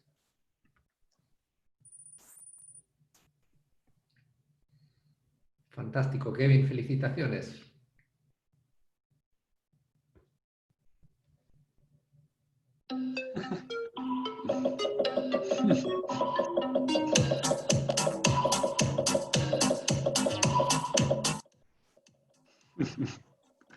Vamos soplando un poco.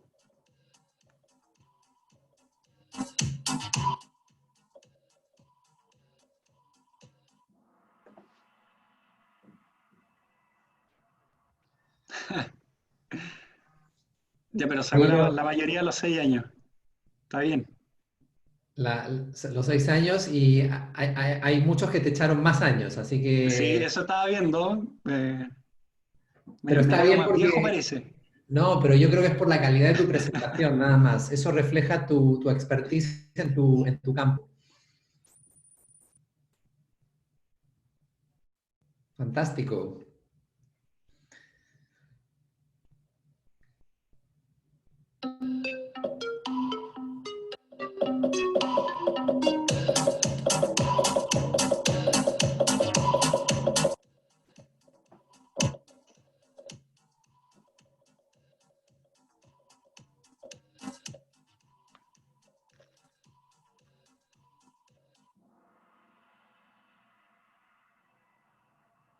Clarísimo. Perfecto. Pasemos a la siguiente. Feña nuevamente remontando.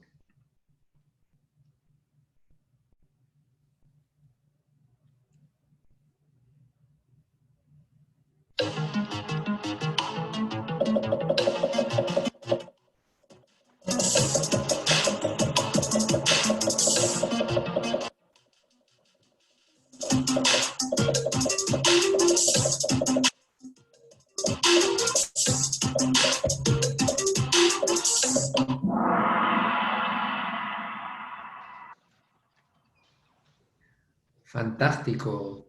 Tenemos la gran mayoría que comprendió perfectamente la respuesta.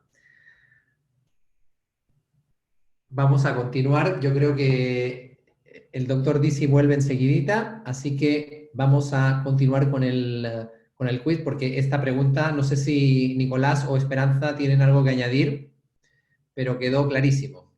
Yo creo que quedó bastante claro.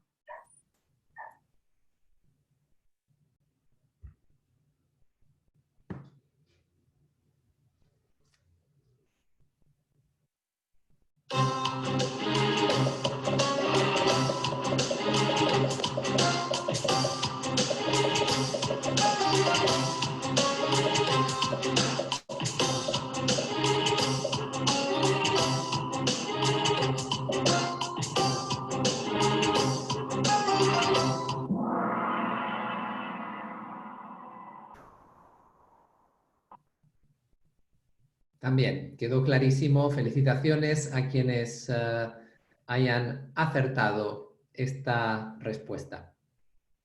Sí, el doctor lo explicó bien cuando hizo mención acerca de los AINES y recomendó el uso de paracetamol exclusivamente y no los AINES, no el resto de los AINES. Bien, continuemos, doctor. Ya quedan pocas preguntas para determinar quién es el ganador de esta competencia de Kahoot. Perfecto. Está muy luchado. Ahí Feña Martínez sigue a la cabeza.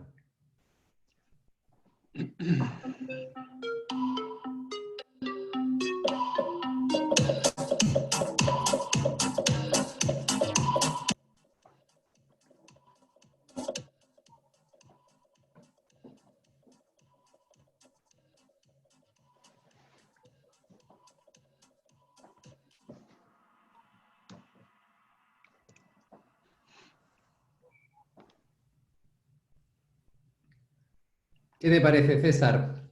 Bien, muy bien. Yo creo que se confundieron un poco con la alternativa verde del cuadradito, que dice se puede evitar acostando a la paciente totalmente apoyada sobre su espalda. Y eso es lo que tratamos de evitar, sino que esté recostada sobre un costado de la cadera. Y eso también después en una inclinación donde los pies queden sobre el nivel de la cabeza es como posición de Trendelenburgo que no está indicado. Perfecto. Uy, ahí suben los chicos.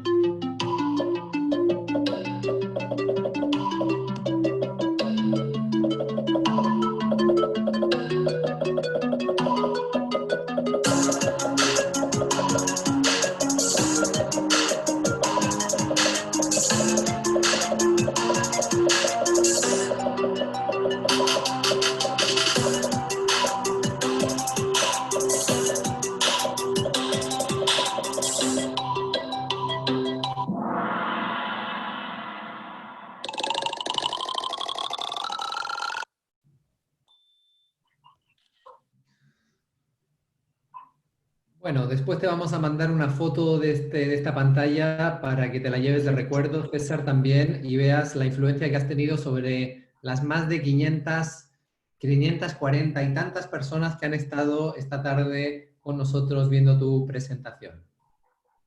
Perfecto, gracias. Es la última pregunta bonus.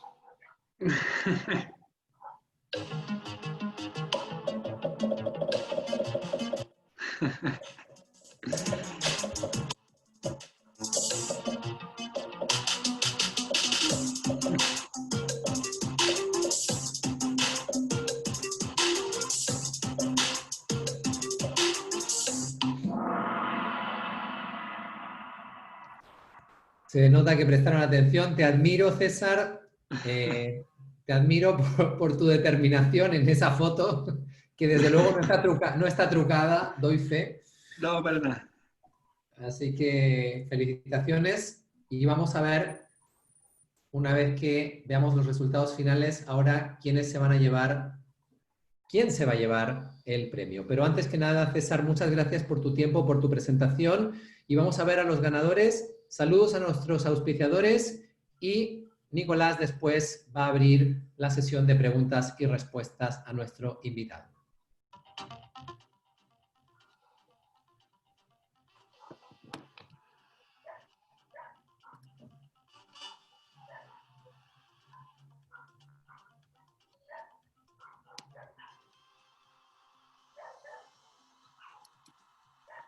Y Kevin se lleva el primer premio.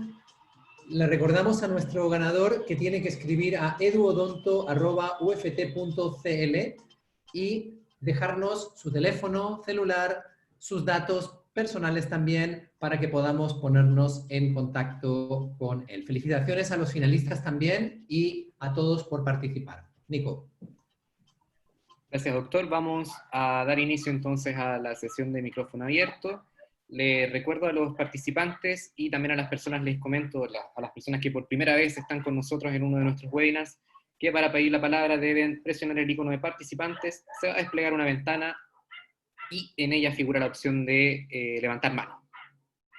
Ya tenemos a Tiare que está levantando la mano para solicitar la palabra. Vamos a activar inmediatamente su micrófono.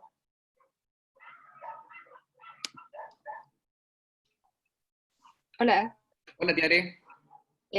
La verdad no es una pregunta con respecto a la charla, es que yo, como varios compañeros de sexto año, tuvimos problemas al ingresar y no pudimos marcar la opción de estudiante de sexto año. No sé si se puede solucionar eso por interno, o no sé, que no nos dejaba la opción de documentárselo. Sí, no se preocupen por eso, que lo solucionaremos. Si puede, respóndalo en la encuesta. Si no, no es el fin del mundo. Gracias. Gracias. Bien, vamos a dar la palabra a Darka Varela, que también está solicitando la palabra. Hola, Darka. Hola, doctor, ¿cómo estás? Todo bien, gracias. Adelante. Sí, quería preguntarle al doctor Dizzy, había una foto en donde uno de los pacientes tenía una lima que literalmente llegaba hasta la parte del periápice. ¿Por qué razón ocurrió eso? ¿Porque la periodontitis apical era tan grande que el hueso se adelgazó y se perforó con la lima? ¿O se hace para que drene por vestibular? Esa es mi pregunta. ¿Puedo colocar la presentación de nuevo, no? Sí, doctor, ¿puede compartir la presentación Ya. nuevamente? Ya. Para mostrarlo ahí, que todos recuerden.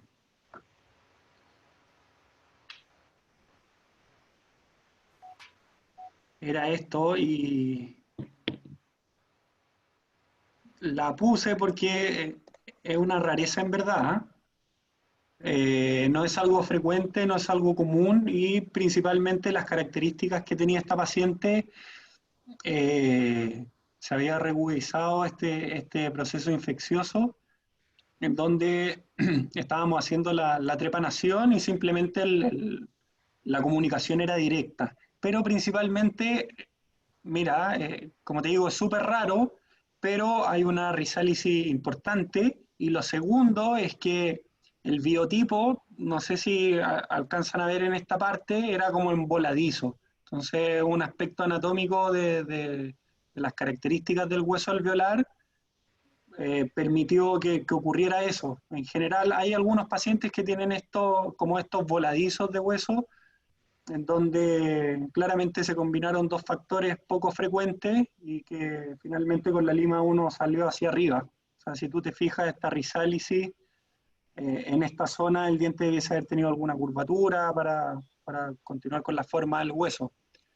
Esto, aprovechando un poco del tiempo, en términos, por ejemplo, si esta pieza la pierde, se genera un problema en términos de planificación si uno quisiera poner un implante. Estos biotipos óseos, como en voladizo, nos complican un poco. Pero es principalmente un hallazgo, es extraño, pero es porque era una comunicación continua desde el conducto hacia la salida de la fístula que tenía ese diente. Fantástico. Gracias, doctor. Gracias, Darka, por la pregunta. Vamos a continuar con esta sesión de micrófono abierto. Tenemos a más personas solicitando la palabra. Vamos a continuar con Pamela. vamos a conectar el micrófono de Pamela para que pueda realizar la pregunta a nuestro invitado. Hola Pamela. ¿Sí se escucha? Perfecto. Perfecto.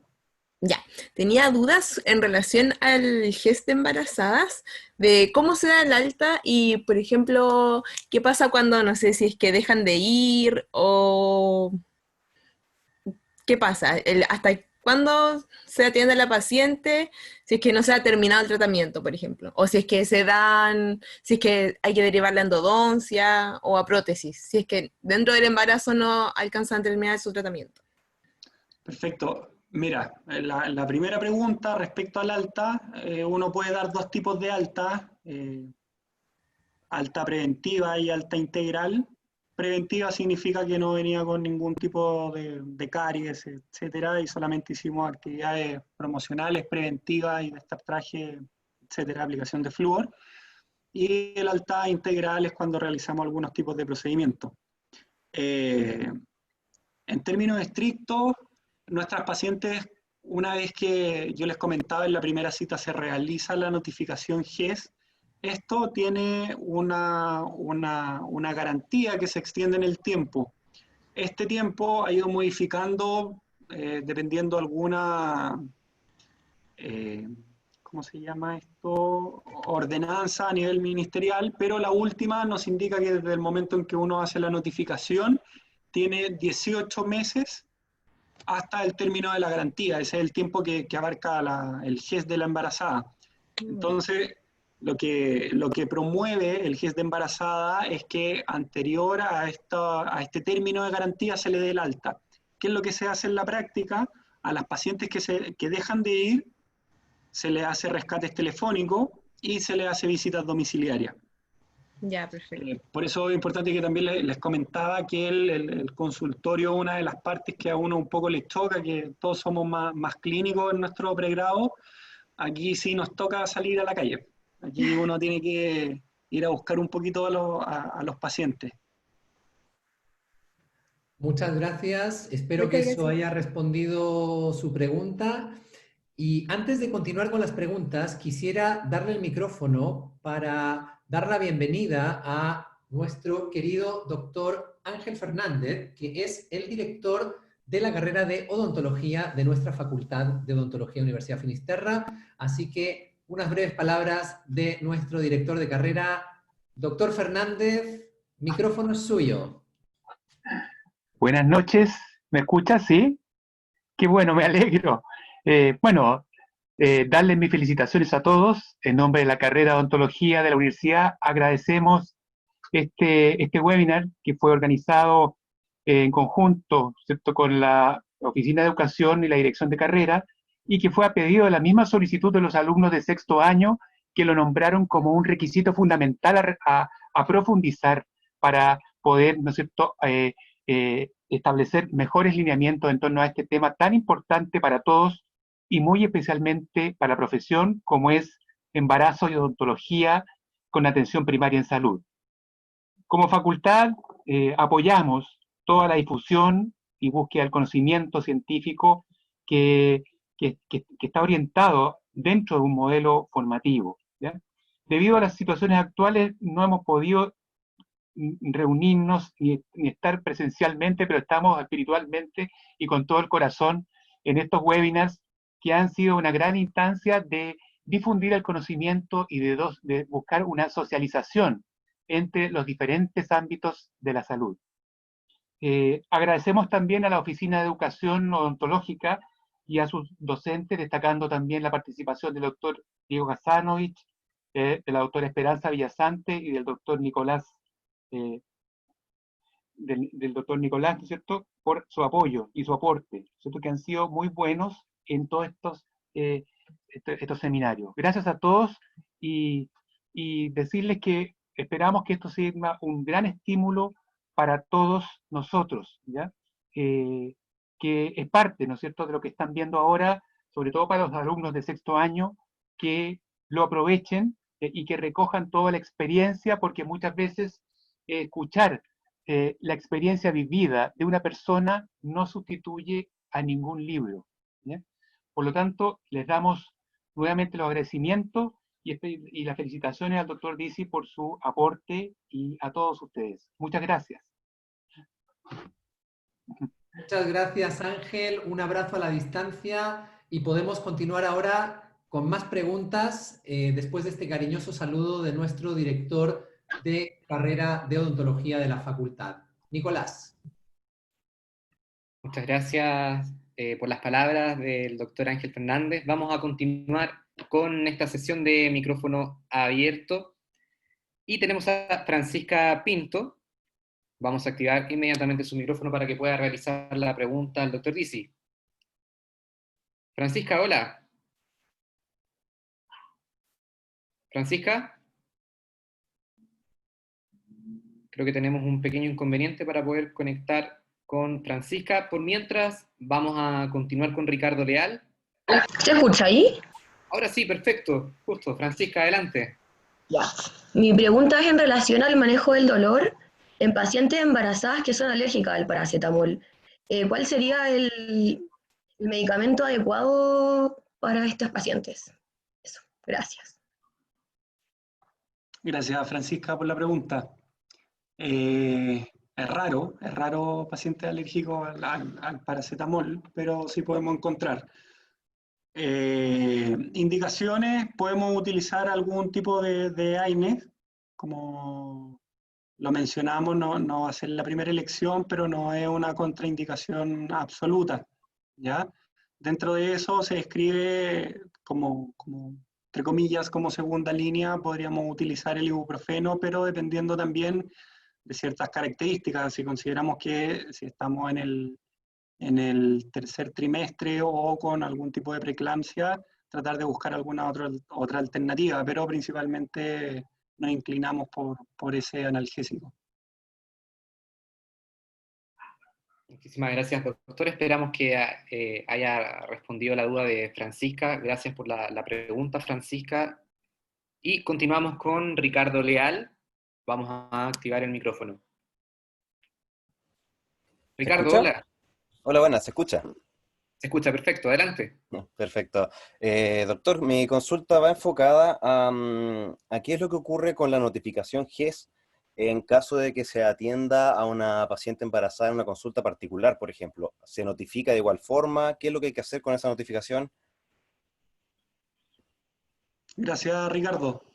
Tenemos que entender que la garantía explícita en salud es una ley.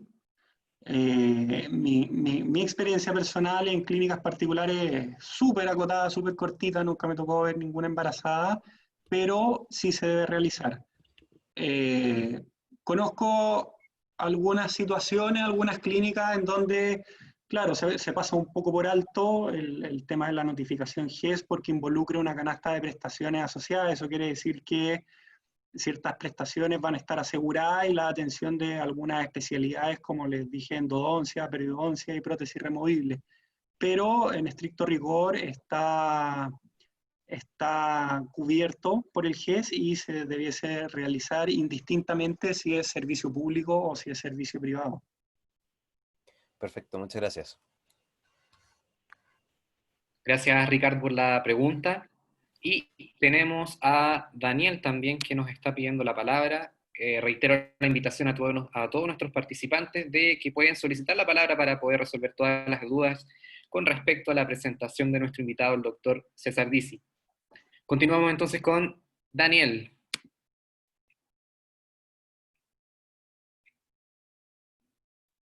Vamos a ver si logramos conectar con Daniel en este minuto. Ahora sí, Daniel, hola. Sí, hola. Hola. ¿Me escuchan?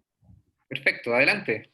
Sí, doctor, usted dijo que el examen radiográfico no está contraindicado si los beneficios sobrepasan los riesgos y si está bien indicado.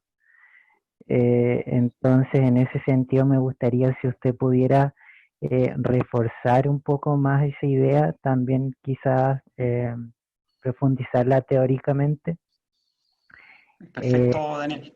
Sí, para tener esa claridad y más que nada también para darle tranquilidad quizás a un paciente que puede estar dudando de si le van a tomar una radiografía, si puede ser peligroso y también para explicárselo al resto de profesionales de la salud que también quizás pueden tener alguna duda. Eso, muchas gracias. Gracias, Daniel, por la pregunta.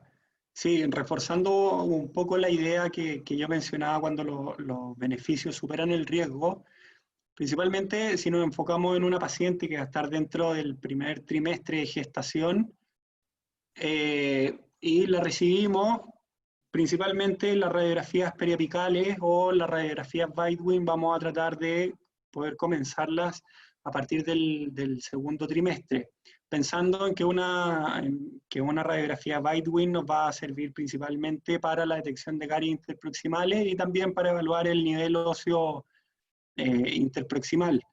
Eso puede esperar un poco, puede esperar un tiempo, no es necesariamente que lo tomemos el primer mes, porque en ese sentido sí lo podemos manejar de manera electiva.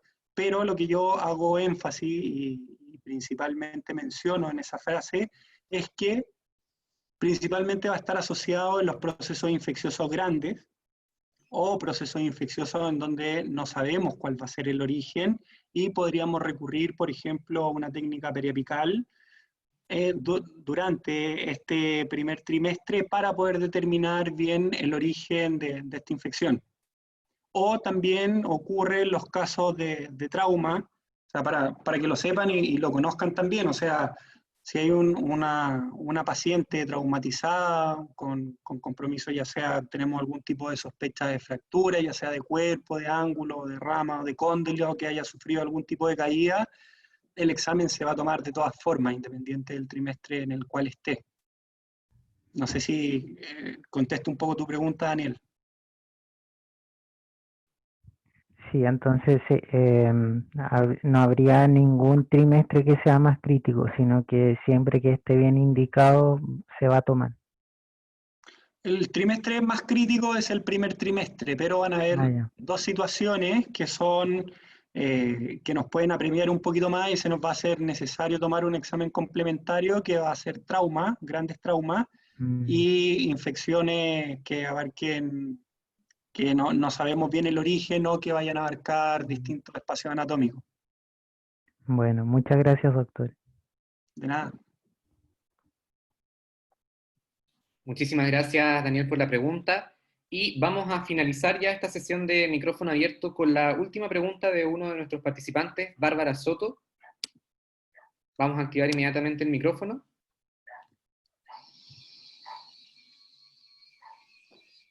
Vamos a ver si logramos conectar con Bárbara. ¿Aló? Hola. Hola, buenas tardes. Mi pregunta era en relación a las prestaciones GES en las clínicas, porque cuando estaba en la atención de niños y embarazadas, nosotros nos hacían que los pacientes firmaran la renuncia al GES. Entonces, ¿cómo es esto de que las clínicas también tienen que dar las prestaciones GES? Sí, como les mencioné, la aplicación del GES es indistinto si es para servicio público o servicio privado. Como tú lo mencionas, y no conozco el trasfondo el contexto en el cual se desarrolla, eso se estaría dando un incumplimiento de una normativa legal. No, es como que, no sé, existe la ley de urgencia y nosotros asistamos y nos exijan un documento en blanco, un cheque en blanco por ese tipo de atención. El GES nos da esta garantía y, como te decía, es independiente el prestador, si es privado o es público. Sería un incumplimiento en ese sentido hacer a una persona que renuncia a una garantía de acceso que está dada por ley. Claro, es que a nosotros en la clínica nos decían que ellos tenían la posibilidad de hacerlo en el servicio público, pero si querían atenderse en la clínica de la universidad tenían que hacer la renuncia al GES. Entonces, igual como que eso me quedó dando vuelta. Es que, claro, lo que te asegura el GES es la atención. También hay que tener ojo con el prestador o la afiliación que tú tienes, porque si eres FONASA, la distribución de los servicios de salud que van a estar a tu disposición van a ser los servicios de salud públicos. Pero si te vas a atender en los servicios privados ya funciona de otra forma. Ah, ok, muchas gracias.